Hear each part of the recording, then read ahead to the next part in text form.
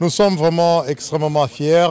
Ça, c'est de la part du partenariat de la NBA, la AFD, et aussi les travaux qu'on fait avec SID. C'est une fierté totale. Pour nous, ça représente une opportunité d'avoir le jeune Sénégalais, avoir un espace qui est sain, un espace qui est libre, qui peut les aider à grandir. Dans ce même sens-là, on a fait la formation des coachs pour tout le Sénégal. Ces coachs ont vraiment appris le matière de basket. Ils ont aussi appris ce que c'est du point de vue de savoir vivre de jeunes. Et c'est une fierté totale. On croit qu'avec cet espace, la jeunesse sénégalaise peut être confiante que les années prochaines sera solide. Le commissionnaire de la NBA, Adam Silva, a annoncé qu'on va construire 1000 terrains en Afrique.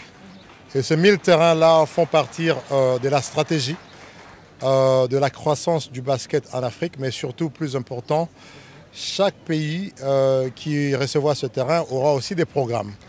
Donc ça veut dire que pas seulement on a des terrains qui aident à une croissance organique, mais on a aussi des coachs et des programmes pour le jeune qui, dans les années prochaines, aura l'opportunité de grandir d'une manière qui est systématique du point de vue des fondamentaux du jeu. Aujourd'hui, je me réjouis de savoir que Guédiawaye va bénéficier de quelque chose de spécial. Et ce sera aux jeunes de vraiment s'approprier ce terrain et d'en faire quelque chose de bénéfique pour eux.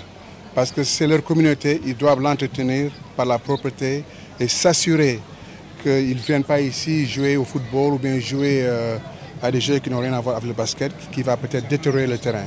C'est leur terrain, qu'ils se l'approprient et qu'ils le nettoient. Et on sera là peut-être l'année prochaine pour faire des événements sportifs. C'est l'objectif que nous avons. Et je suis que Nicole va nous aider à aller dans les autres régions pour essayer de faciliter cet échange avec l'AFD, avec la NBA, pour pouvoir avoir plus de terrain ici au Sénégal, parce qu'on en a besoin. Ce n'est pas seulement Guédiawaye, il y a beaucoup de grandes communautés dans ce pays qui auront besoin de ce genre d'infrastructure. Un moment important, c'est un partenariat qui est né il y a 4-5 ans. Et en réalité, je n'étais pas ici au Sénégal, j'étais dans un autre pays et j'avais participé au lancement de ce programme qui comprenait 4 pays africains, le Maroc, le Nigeria. Donc ça s'est fait. Aujourd'hui, nous sommes au Sénégal pour lancer ce programme et demain également au Kenya. Donc ce programme, en fait, il faut le comprendre comme au fond une manière de considérer le sport comme un outil, un instrument pour peut-être forger aussi les plus jeunes d'entre nous, nos petits frères, nos petites sœurs, pour apprendre à travers le sport. Je suis très ravi de voir que la passion est toujours là, ces jeunes qui sont venus très nombreux. Le partenariat avec cette localité de Ndiarème Limamoulaye, ici à Guédiawaye, et ce partenariat avec l'AFD qui nous permet encore de pouvoir continuer à étendre le réseau que nous voulons établir partout en Afrique pour rendre le basketball accessible. Et cela commence par la construction d'édifices comme ce terrain.